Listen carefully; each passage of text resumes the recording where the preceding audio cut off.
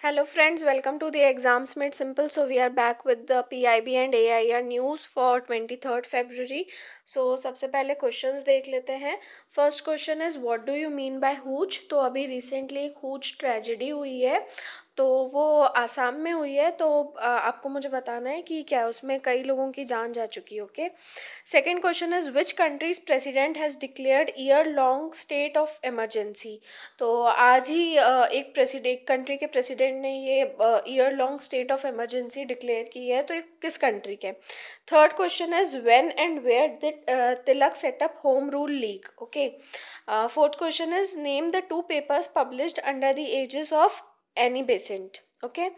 Fifth question is who manufactures the electronic voting machines. इनको manufacture कौन करता है.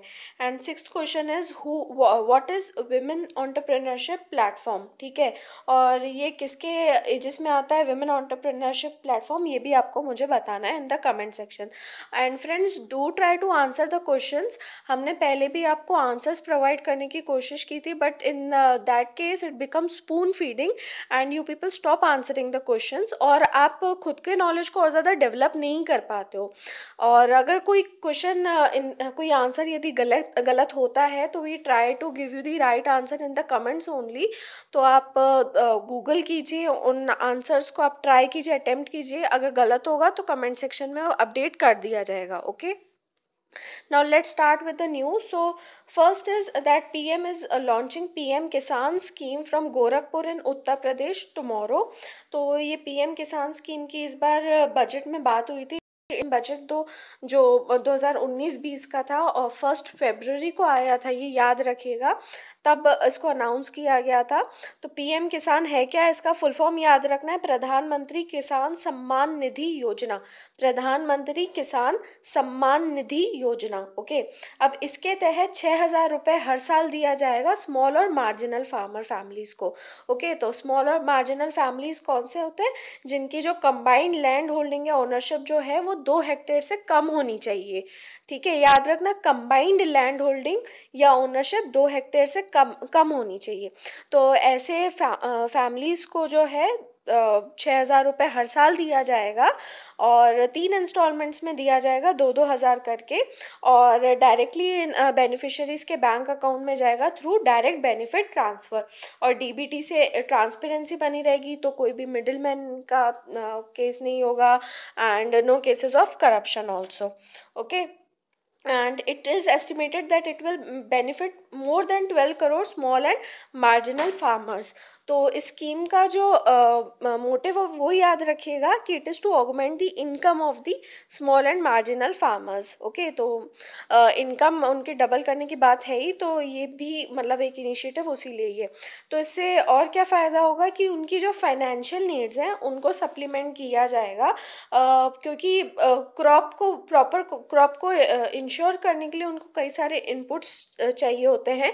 तो हर फार्मर की अलग नीड होती है, बीट फर्टिलाइजर्स और मैन्योर्स, तो या फिर कोई और equipment. So they can take their own decisions in that. Okay. And तो ये हर क्रॉप साइकिल में इस तरीके से दिया जाएगा.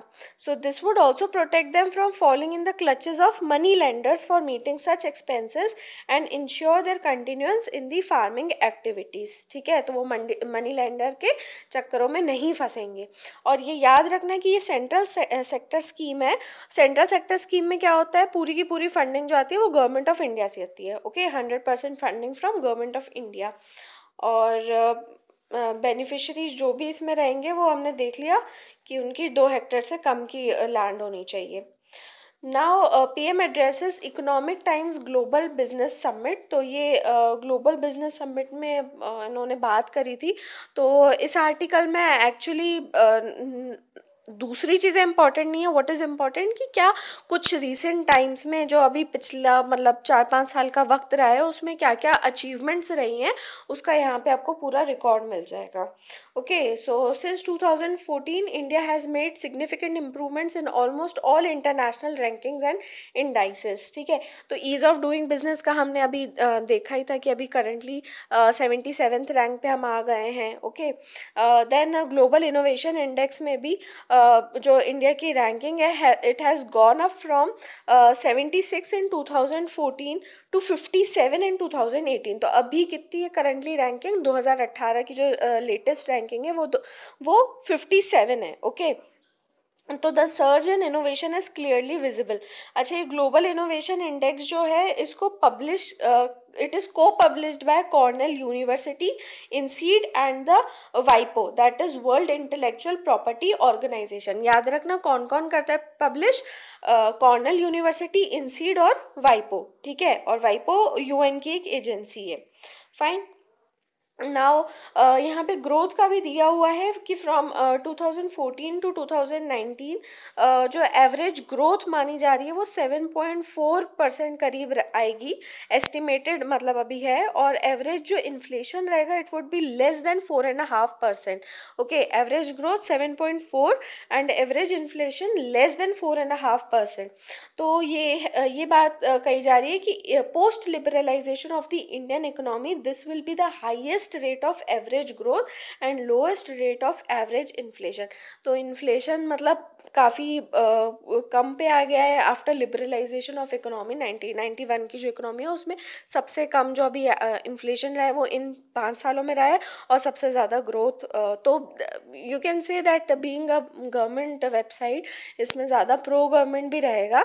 सो as a civil aspirant you have to keep both things in mind, आपको क्रिटिकली एनालाइज करने आना चाहिए। ओके, नाउ अब यहाँ पे कुछ बहुत अच्छे पॉइंट्स दिए हुए हैं। वो अगर मान लीजिए इस तरीके का सवाल आता है कि India has been pro poor as well as pro growth, तो आप मतलब उसको आपको वहाँ पे सपोर्ट करने के लिए यहाँ पे इंस्टेंसेस मिल जाएंगे। Okay, so PM also has said that our vision of new India includes addressing the challenges of the future while also solving problems of the past। तो हम आगे का तो सोच रहे हैं और हम जो पुरानी प्रॉब्लम्स हैं उनको भी साथ साथ सॉल्व करते जा रहे हैं।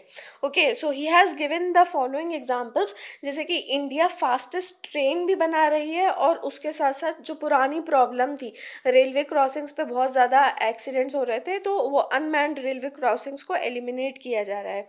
सिमिलरली IITs और एम्स बनाए जा रहे हैं रैपिड पेस पे, तो उसी के साथ साथ जो स्कूल्स में इंफ्रास्ट्रक्चरल प्रॉब्लम थी, टॉयलेट्स नहीं थे, उनको भी बनाया जा रहा है। फिर 100 स्मार्ट सिटीज़ बनाई जा रही हैं कंट्री में, तो साथ साथ जो टारगेटेड डिस्ट्रिक्ट्स हैं, एस्पिरेशनल डिस्ट्रिक्ट्स टारगेट किए गए हैं 100, they are more than 100, I think 110 aspirational districts, तो उनकी भी रैपिड प्रोग्रेस को इंश्योर किया जा रहा है। एंड जहाँ पे India net exporter of electricity बन रहा है वहाँ पे ये भी इंश्योर किया जा रहा है that crores of house holds which were in darkness since independence have got electricity, यानी सौभाग्य योजना वाला। ओके, तो हम इलेक्ट्रिसिटी एक्सपोर्ट भी कर रहे हैं और जहाँ पे आज तक नहीं पहुँची थी वहाँ पे भी इलेक्ट्रिसिटी प्रोवाइड कर रहे हैं उन हाउस होल्ड्स को। Okay, now Apurvi Chandela wins gold in women's 10-meter air rifle। तो it's a moment of pride for us।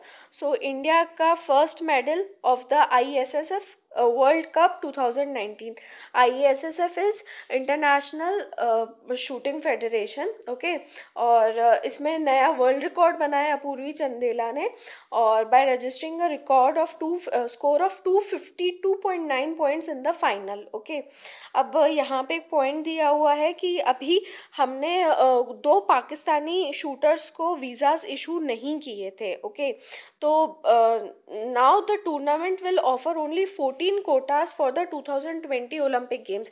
इस टूर्नामेंट से हमको वैसे 16 कोटा मिलने थे, 16 कोटाज मिलने थे अगले साल के ओलंपिक गेम्स के लिए, लेकिन अभी केवल 14 मिलेंगे because international Olympic committee has revoked the 2 quotas in the 25-meter rapid fire pistol event due to non issuance of visas to 2 Pakistani shooters. ठीक है, तो 2 पाकिस्तानी शूटर्स को ये ना मिलने वीज़ा ना हमने इशू किया, इस वजह से हमारे भी जो 2 कोटा हैं उन्होंने रिवोक कर लिए हैं इंटरनेशनल ओलंपिक कमेटी ने। ओके, और मॉर्निंग में भी आपने इसके ऊपर डिस्कशन सुना था, इसी टॉपिक के ऊपर। तो उसमें भी हमने काफ़ी अच्छे से ये चीज़ समझी थी कि मतलब हमको आइसोलेट खुद को नहीं होने देना है इंटरनेशनल कम्युनिटी से। अगर आपने वो एनालिसिस नहीं सुना है तो प्लीज़ जाके सुनिए, काफ़ी अच्छा एनालिसिस था।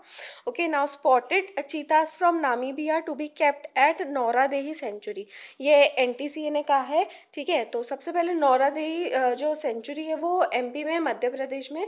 और एनटीसीए जो है ये स्टैट्यूटरी बॉडी है और ये मिनिस्ट्री ऑफ एनवायरनमेंट के अंडर आती है और 2005 में इस्टेब्लिश हुई थी। ये भी आपको हिंदू एनालिसिस में कई बार बताया जा चुका है, following a recommendation of the Tiger Task Force. और Wild Life Protection Act of 1972 को अमेंड किया गया था 2006 में फॉर कॉन्स्टिट्यूटिंग दी एनटीसीए।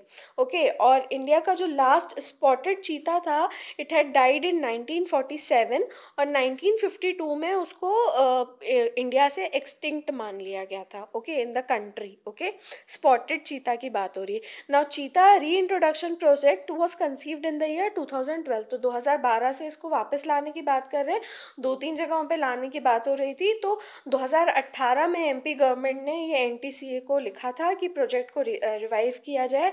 सो आया supreme court and all, finally अब उनको नामीबिया से लेकर आ रहे हैं नौरादेही सेंचुरी में। Please remember it is in Madhya Pradesh. Okay, now Israeli company sends world's first privately funded mission to moon. ठीक है, तो याद रखना कि वर्ल्ड का पहला प्राइवेटली फंडेड मिशन है मून के लिए, और उसको किसने सेंड किया? इजरायली कंपनी, उसका नाम है स्पेस आईएल, ये कंपनी का नाम है। और उनका जो लूनार लैंडर है, जो स्पेसक्राफ्ट गया है, उसका नाम है बियरशीट। ओके, और इजरायली कंपनी है, याद रखिएगा। और अगर ये सक्सेसफुल रहता है तो Israel will join the club of countries who have made successful controlled landing on the surface of the moon. तो सक्सेसफुल कंट्रोल्ड लैंडिंग मून पे करने वाला इजराइल चौथा देश बन जाएगा। First was Russia, second was US and third was China. तो आप मेरे को इनके स्पेसिफिक क्या कौन कौन से स्पेसक्राफ्ट्स गए थे, last was China only. Okay, I think 2013 में चैंग ही करके था इनका लैंडर, और उसके पहले रशिया और यूएस के कौन से गए थे, आप उनका नाम मुझे कमेंट सेक्शन में बता सकते हो। Then Space IL is a non profit company and it was founded 8 years ago to compete in Google lunar X prize. ठीक है, तो हमारे यहाँ से भी टीम इंडस जैसे गई थी, तो वैसे ही स्पेस आईएल भी उसी के लिए कंपनी थी, गूगल लूनार एक्स प्राइज के लिए। ये क्या था गूगल लूनार एक्स प्राइज? ये इंटरनेशनल कंपटीशन था, ये देखने के लिए कि क्या कोई प्राइवेट एंटरप्राइज मून पे अपना स्पेसक्राफ्ट को लैंड कर सकती है कि नहीं। और लैंड करने के अलावा सेकंड उनके लिए एम था कि 500 मीटर उस लैंडर को चलाना in any direction and transmit live high definition video from the lunar surface. ठीक है, तो it had to land, then it had to move for 500 meters and then it had to transmit live HD video from the lunar surface. Okay, but कोई भी जितने वहाँ पे finalist थे, कोई भी विद इन टाइम कंप्लीट नहीं कर पाया था टास्क। सो ये गूगल एक्सप्रेस को एंड कर दिया गया था। Okay, so that was all from the news of 23rd February, and please do like our videos, please do share them and give your feedback। और अगर आपको अच्छा नहीं लगता है या जो भी रीज़न आपको अच्छा लगता है, तो please tell that in the comment section and we are very willing to improve। Okay, so thanks for watching the videos and have a nice day, friends।